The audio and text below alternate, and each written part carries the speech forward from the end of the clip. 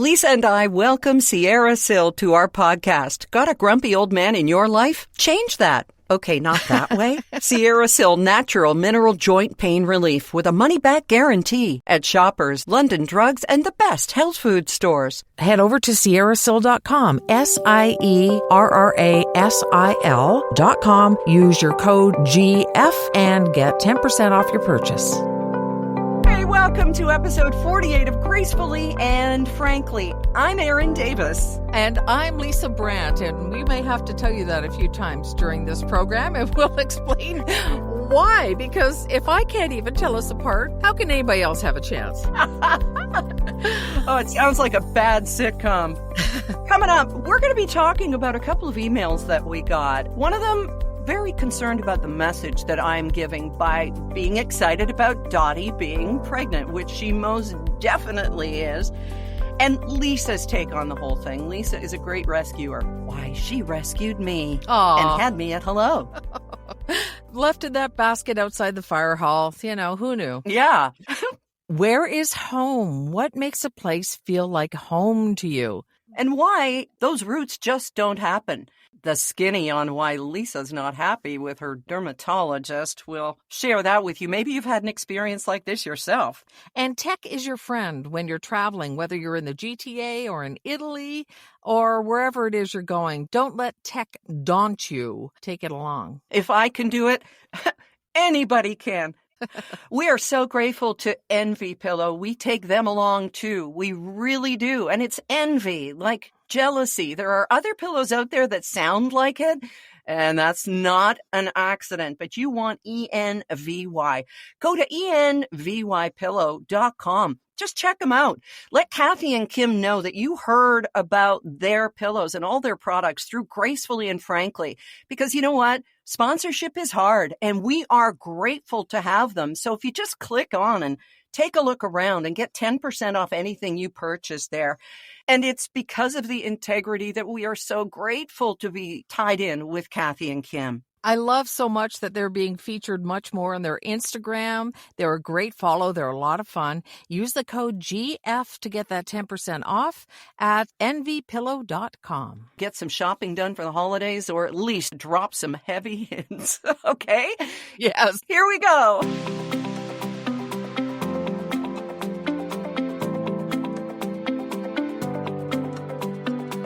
We've come to the realization that you and I really do sound alike, and hopefully not today, because guess who came home from Toronto with COVID? Let me think. You? Yes. On Sunday, I'm feeling kind of blah. So I do a COVID test and negative. Yay. Then on Monday, I'm going back and forth with our daughter-in-law saying, you know what, maybe you shouldn't come over for dinner tonight. I'm not feeling great. I hate to do this to you and the kids because I'm so darn much fun. And she said, you should test again. We need to know. And of course, it's not just about me. So, yep, there it is. 2 lines. It was just so clear. And then I had to get on the phone to people I'd visited with, to the folks that I sat with the night before the event last week in Toronto. So you feel a bit like Typhoid Mary, but honestly, Lisa, I wore my mask on the planes. Not always, but of course, you know, when you're around a couple hundred people at an event, maybe it's just going to happen, right? Yeah. Oh, yeah. It's just going to happen. And even if somebody else does get it, it's not your fault. And somebody gave it to you. So, you know, this is just how it goes. Yeah. But it doesn't feel as bad the second time around, I'm told. I was actually trying to remember if this is my second or third time. This is how it's going, right? But no, it just feels like a cold. Of course, it's a worry to other people, including the 94-year-old lady I spent a couple of hours with last Thursday. Yeah. It's a matter of letting everybody know. Well, I hope it doesn't hit you too hard. Hasn't, no. Bound to happen. Yeah.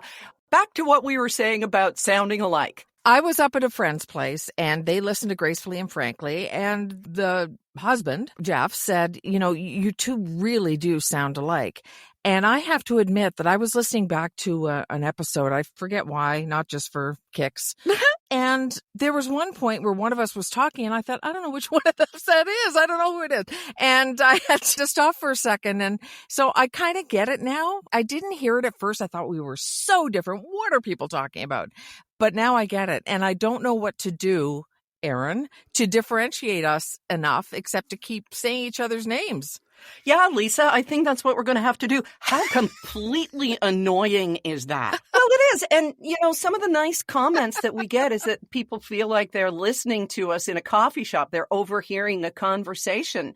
And if we sat there saying each other's names, we'd be hauled off to the cracker factory. So, what do we do? Yeah, I don't know. I guess there's got to be enough little differences most of the time, I would think. And if not, maybe we'll just morph into one person. I don't know. Eventually, maybe we will, Lisa. Maybe we will. Poor Rob, poor Derek. Exactly. Interchangeable wives. Oh. So I just got back from Toronto, as I mentioned, and I think that what stunned me the most about the whole trip was just how proud I was of adulting. And I'm thinking to myself, Erin Dawn Davis. There's a name. Check. When we start using middle names. Right. No, but seriously, I'm thinking you're over 60 years old.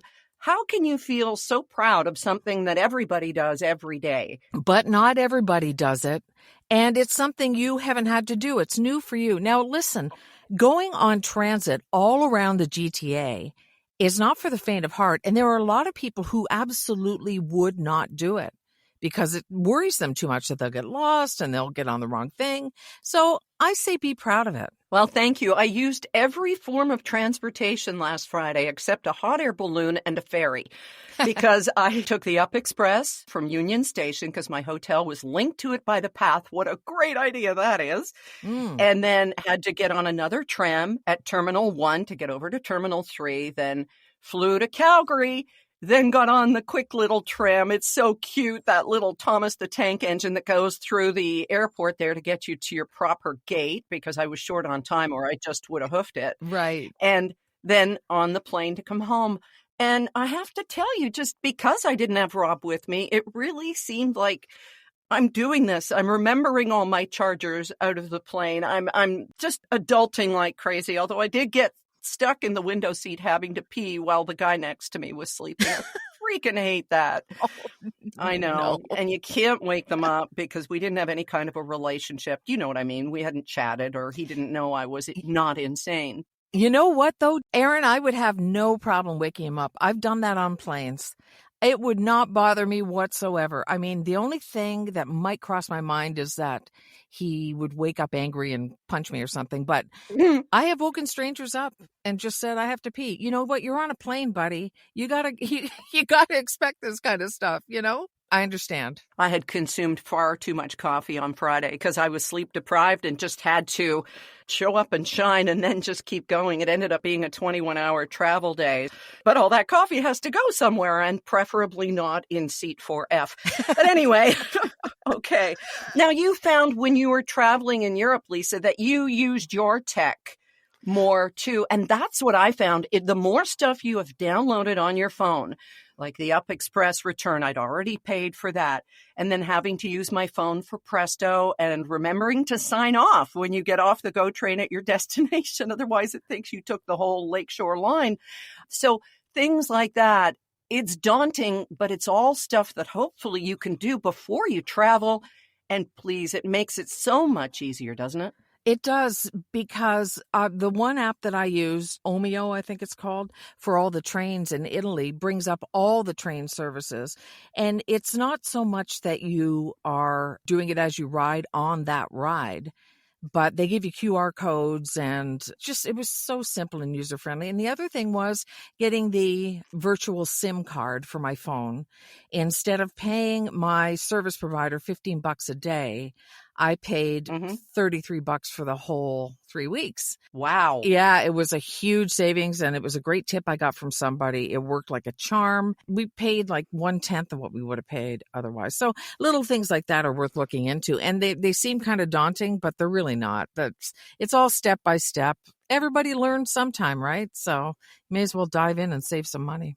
And our fear or reticence about tech, I mean, we get in our own way. Yeah. And if you just take the time while you're sitting at home, get familiar with your devices. It really does make your life so much easier. I remember saying to my mom years ago, she wanted to listen to something online and she was all, oh, I'm so dumb. I don't know this stuff. That was my mom's track that she would get on. And I'd say, Yeah. Mom, at work, I had a guy in the engineering department sit beside me and walk me through stuff. Like, you didn't benefit from this. There's no way you could know this. You have to just learn it. That seemed to make her feel better. But it's true. I mean, all through radio, we always had somebody available to say, no, this is how you do it. And so we were fortunate in that way. And so many other companies were like that too. But if you didn't have that, I mean, sheesh, it's only intuitive to a toddler, right? Not to an adult. Yeah, exactly. I remember the first time that someone came over to my desktop in the studio and said, you have to empty your deleted box. I had no idea. Yep. How did I know that when I clicked delete, it wasn't just gone? Mm-hmm. But anyway, we live and we learn, and you can't stop learning.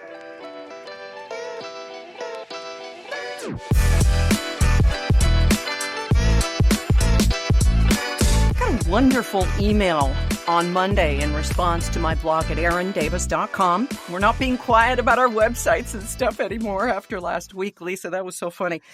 Just about when I went to Toronto, I'm kind of looking around going, was this really my city? Was this the place where our radio station was on billboards and my face was up there, nose looking as big as a 2-car garage? Did this all really happen? And so Layla, who listens to us here on Gracefully and Frankly, or Lila, I apologize if I got it wrong, she said, I've so often wanted to write about where is home. I'd love to know more about how and why you feel so at home in Victoria. I also lived in Toronto and missed the things I never took advantage of most of my adult life, but moved to the country when I retired. I think about this topic a lot. And I thought, well, nobody can speak to this more readily than you, because after you left Toronto, you were like you were hiding from the law. You moved so often. But the question is, what makes a home home? And the mistakes that we make in thinking that just as soon as we unpack our bags, well, that's it. We're part of the community. Yeah, I used to be kind of a sad sack in that way. Nothing ever really felt like home to me. When we left Grimsby, Ontario, when I was a kid in grade 8, and my parents moved us up to Smithville, that just sort of tore us away from all of our friends since we were kids and stuff like that. And I never really felt like Smithville was home. I never really felt like I had a home until I moved to London. And I remember when I lived in London, Ontario, years and years ago, I just loved it and I felt like it was home. And now home is wherever Derek is. Oh, It's true. If we got hit by a missile or whatever, I mean, it's the two of us and my parents are gone and I just feel like that's where home is. But you're right. It doesn't just happen magically. When my mom moved into her condo after 40 some odd years of being in the house, she said, I'm not putting anything up on the walls until it feels like home. So one day I came over and took all of her paintings and artwork and I just started putting it up where I thought it would look good. mm-hmm. And she's like, oh, it's backwards. It's the other way around. You put it up and then it feels like home, Yeah. It's different for everybody. So why does Victoria work for you as home? Well, and to be fair, I say Victoria because most people don't know where North Saanich is, Right. which is up on the Saanich Peninsula and very near Victoria International Airport. So we're kind of a different place, but it feels like home because we made it feel like home. The first thing we did was we joined Rotary. Now, it didn't work out. This particular chapter of Rotary didn't work out for us, but Rob found hockey, and now he's playing 3 times a week and organizing goalies for 2 leagues. We started delivering meals. We made friends. There was a local friend who just reached out to us, Nancy, who lives here, and she pushed through my barriers. And we have formed this wonderful friendship to the point where on Sunday, when I told her I was thinking of making Rob a crock-pot dinner, she delivered carrots to the house. I mean, who does that?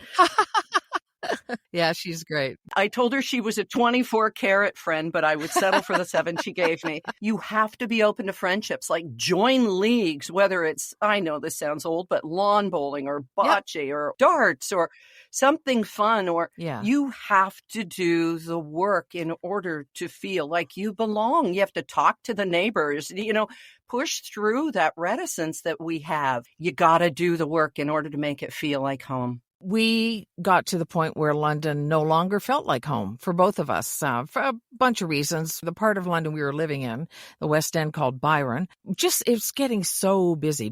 And that's great. And there are a lot of people who want to live there and whatever, but it just was a little much for us. And so now we live in Port Stanley, and we're doing exactly what you're talking about. We're meeting with people and getting out and doing things. And, I've looked into different volunteer things and clubs and all that kind of stuff. And that's what makes the difference. And it makes this place feel like home.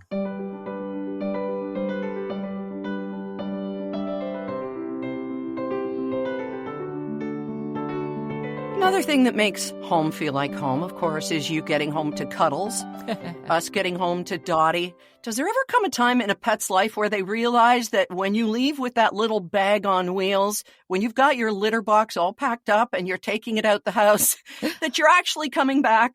Oh, how I wish that they could be sentient enough to know that, yeah, you are going to come back. And it's not a big surprise when you do. That's so hard. It is really hard because I'm sure for them, I don't know how time feels to a pet, but it's got to be kind of endless. And when they're without their favorite human, even if I'm away, Derek says that Cuddles will be friendly-ish to him, but it's just not the same. We are a bonded pair, so I get that. How is Miss Dottie, by the way? She has morning sickness, which, a lot of people, including us, didn't know that a pregnant dog would have, but it's from both ends. And it's challenging, but, it's more challenging for her. So we're just trying to keep her healthy. She's tired. Her nipples look like the tips of crayons. Do you know where the paper ends on a crayon? That's what they look like. Oh, my goodness. So she is definitely with puppies then. Yes. So that's exciting. Well, it is. And then I got an email on Monday, and it's amazing how this particular episode of Gracefully and Frankly is made up of comments and thoughts from other people, because we do love that. And a woman from Aurora wrote that she doesn't usually, and I shared this with Lisa, so you know what this is about. And I think that you really appreciate where she's coming from, as do I. But I really felt like we should address this. She said, I hope this won't come across as some crazy lady. Everyone is gaga over Dottie being pregnant. Well, not me. Why are you breeding your dog? I can't fathom why when we have a crisis with abandoned and neglected dogs in this country, a responsible person like yourself would think that it's okay bringing more puppies into the system. She objects to me having a platform and using it to say, hey, look, we've bred our dog, and talks about designer dogs. And when people like yourself who can influence getting your dog neutered and spayed publicize breeding, it makes it even worse. And people think maybe I should do that too. Well, I don't think so. I don't think anybody looks at me and goes, oh, there's a good way to live your life.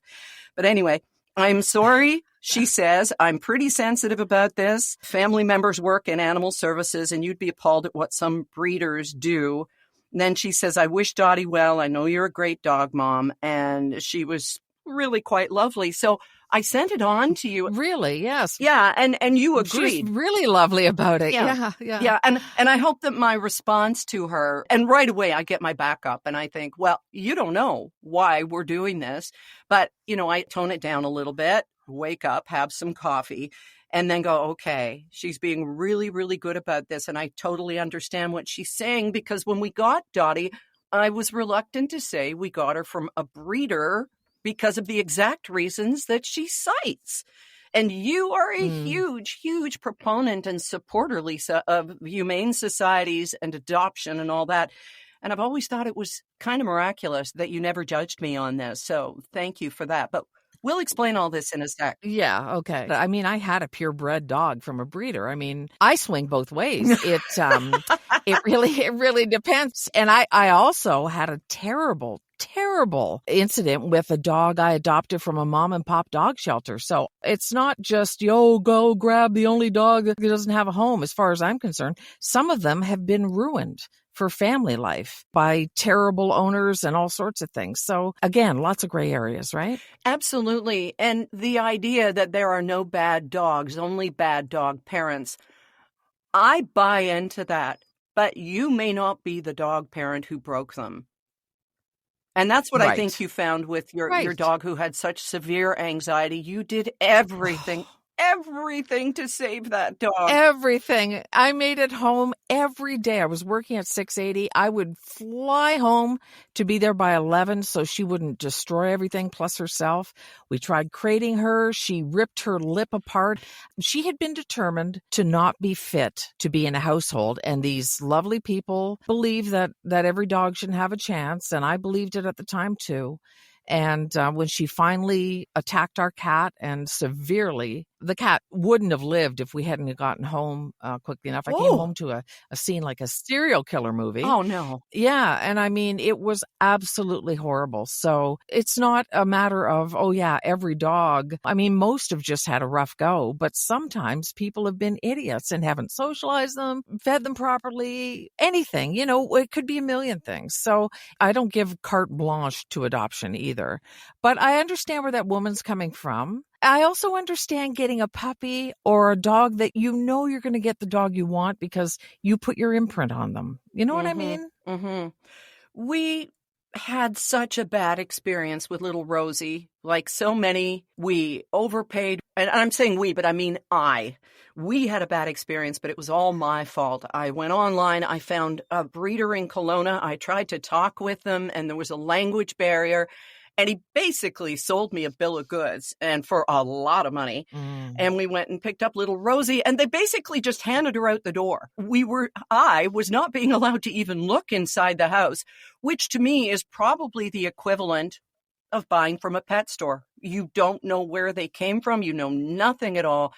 And she wasn't the dog for us. Now, part of it was that Rob had almost severed his finger the day that I was flying home with this puppy. He was cutting some firewood and wasn't taking precautions. So there was that trauma to him. And then I had this terrible fall skating and another one going down the stairs. So I wasn't able to take her out and walk her. So there were accidents all over.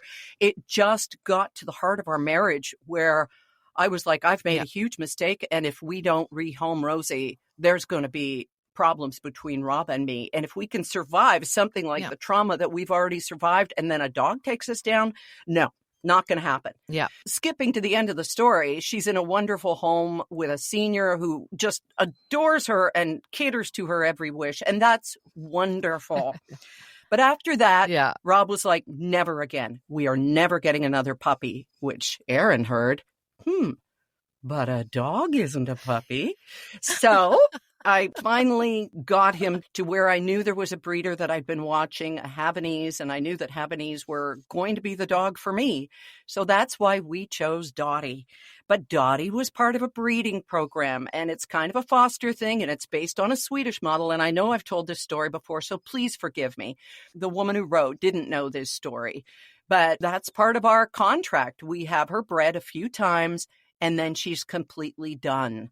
So that's how it's working. I wish she wasn't pregnant. I wish she was just all ours, free and clear. But this is what we're doing for a CKC or Canadian Kennel Club approved and endorsed breeder. So I hate having to justify myself, but I totally get where she's coming from. And yes, absolutely, spaying and neutering. And I'm not saying go and get your dog bred. I find it hard that people extrapolate that from what I said or infer it. But anyway, there's the message. Well, she's just suggesting that could happen. Nobody has said that. And here's the other thing. This is a special dog. She has won all sorts of competitions. And I don't want to make her sound like she's an elitist because she's pretty cool and down to earth. But this is the reason for this. She's won all these competitions and she's a special one of her kind and everything. So this is why they're doing it. I totally get it. My second husband was adamant that the dog came first. Yeah. When we had Sammy and we were having all these problems, right? And so, of course, that mostly fell to me. And I totally fell into this. I took her to a dog psychologist. Do you know how hard that is? Wait a second. How does a dog psychologist work? Do they give them little pee pads and have them figure out what the Rorschach test is? Or what does that pee spot look like to you? How does that work, Lisa? Basically, it was analyzing her behavior and putting her on doggy Prozac. Oh, okay. To try and calm her down.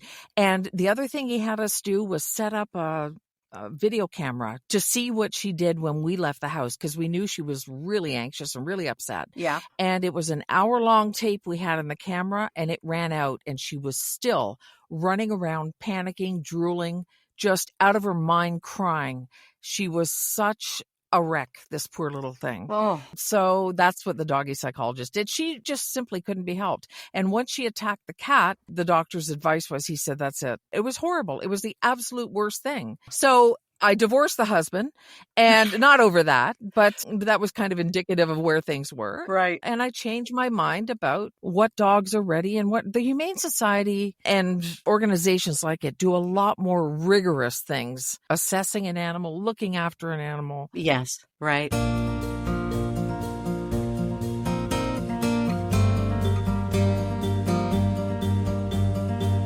So it's a good thing you can't see me right now, because I have these big red blotches about the size of a Smartie all down the right side of my face. And I'm happy about them. Does that make sense?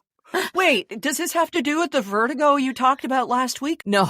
Because, oh my gosh, so many people related to that. We had some great comments on our Gracefully and Frankly Facebook page. So thanks for talking about that a little bit, Lisa. But what now?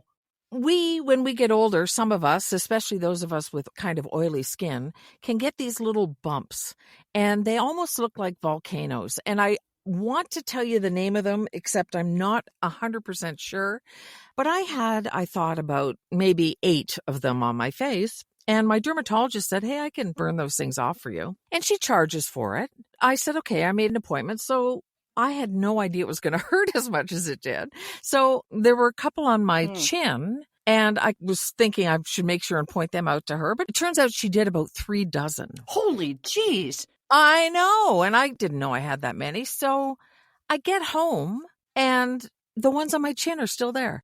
What to do, Erin? She's a dermatologist. She's very busy. Do I just suck it up, or do I say, look, I paid cash for this? You missed a few. And I know that you didn't know what to do, because we have such respect for people with letters after their names and that sort of thing. So, okay. And she holds your face in her hand. There's very few doctors, and I can think of a few, who have such an intimate relationship with your body.